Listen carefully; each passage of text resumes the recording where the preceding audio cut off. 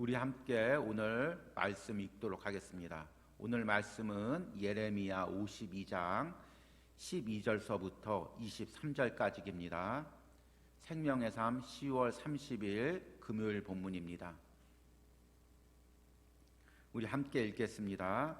바벨론의 느부갓네살 왕의 19째 다섯째 달 10째 날에 바벨론 왕의 어전사령관 느부사라단이 예루살렘에 이르러 여호와의 성전과 왕궁을 불사르고 예루살렘의 모든 집과 고관들의 집까지 불살랐으며 사령관을 따르는 갈대아 사람의 모든 군대가 예루살렘 사면 성벽을 헐었더라.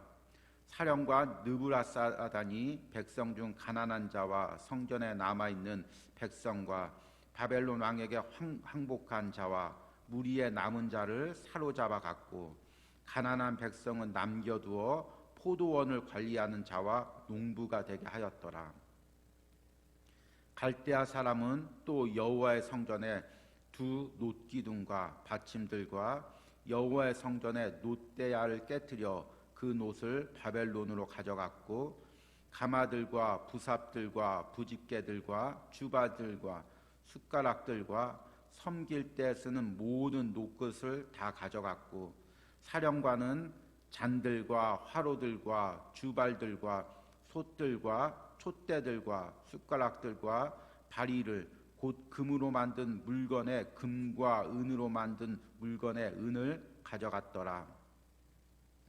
솔로몬 왕이 여호와의 성전을 위하여 만든 두 기둥과 한 바다와 그 받침 아래에 있는 12 놋소 곧 이 모든 기구의 놋무게는 헤아릴 수 없었더라.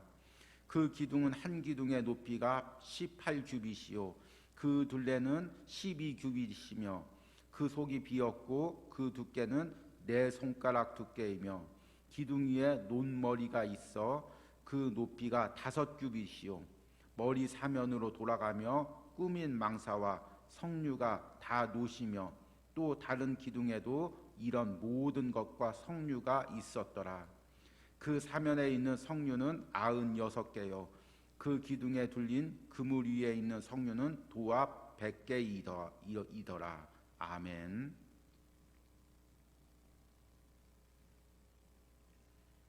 이제 우리가 2달 가까이 예레미야 말씀을 묵상하고 이제 마지막 52장 말씀을 이제 묵상하고 있습니다.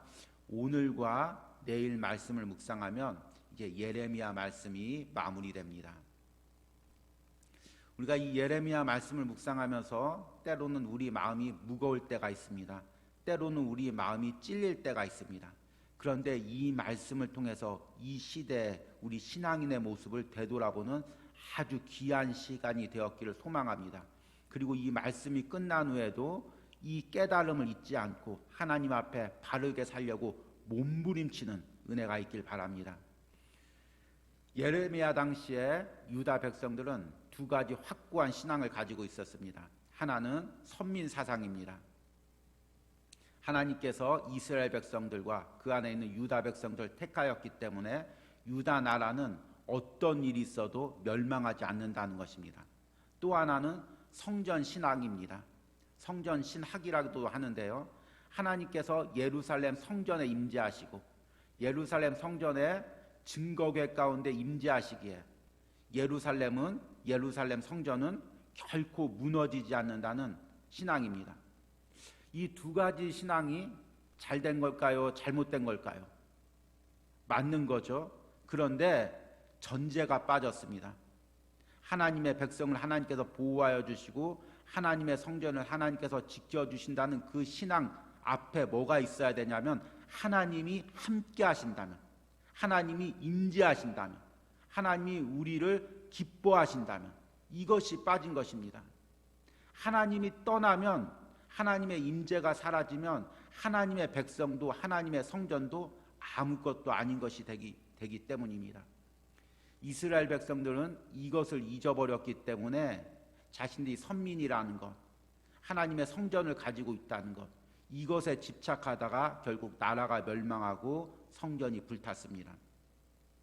어제 말씀은 시드기야라는 한 개인이 어떻게 하나님 앞에 교만하며 하나님 의지하지 않고 세상 의지하다가 어떤 어려움을 당했는지를 이야기한다면, 오늘 말씀은 유다 백성이 어떻게 하나님을 거역하고 하나님을 의지하지 않다가 어떤 결말을 맞는지를 이야기하고 있습니다.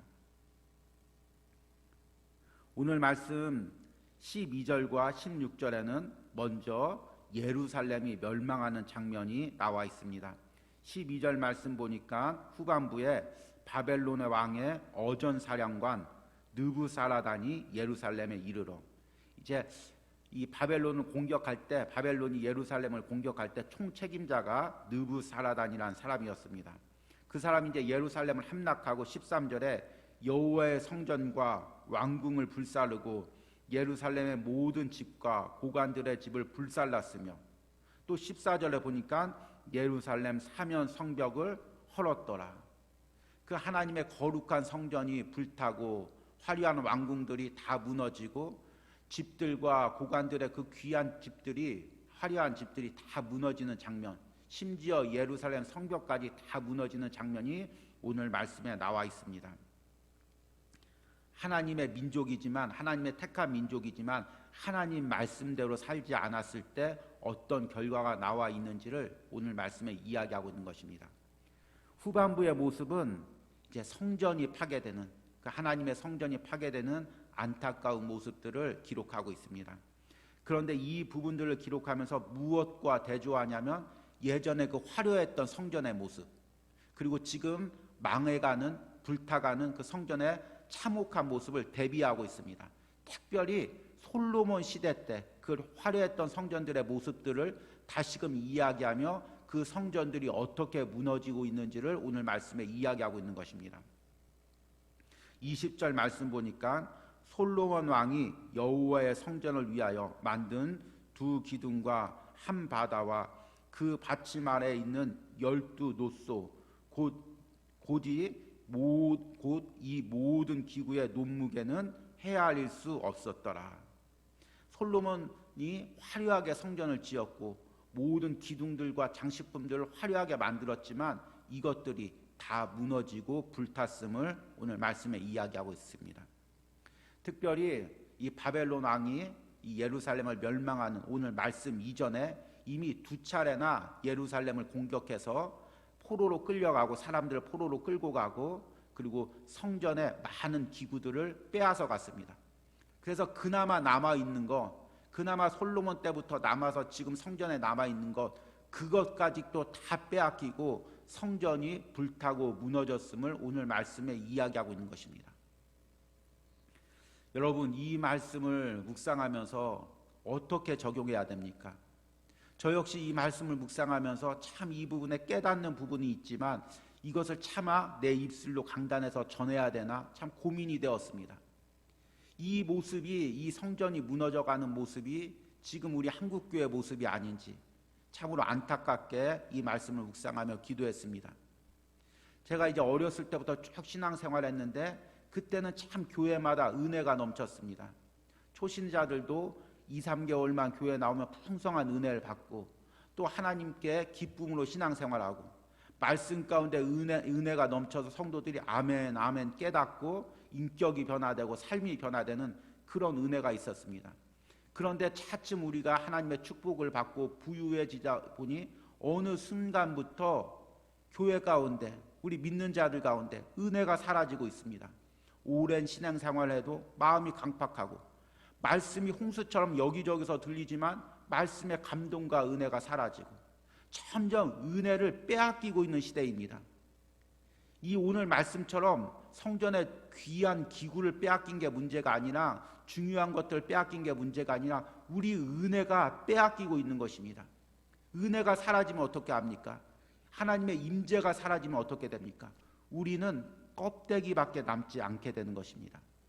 화려한 성전도, 하나님의 택한 백성이라는 자부심도 하나님의 임재가 떠나면 허울 좋은 그런 장식품일 뿐인 것입니다.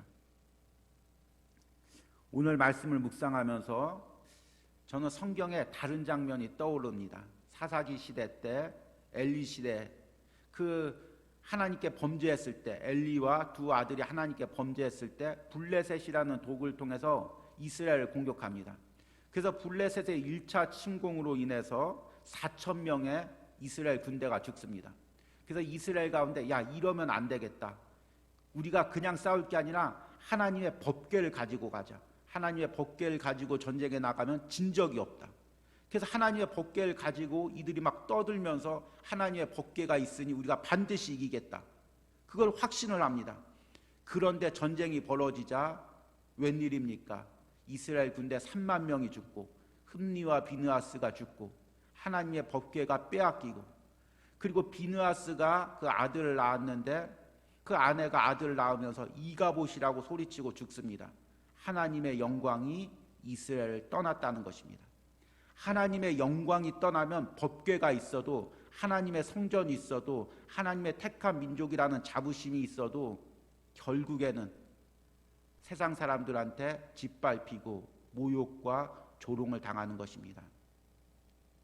여러분, 예레미야 말씀을 묵상하면서 이 부분을 우리가 깊이 깨닫고 기도하길 바랍니다.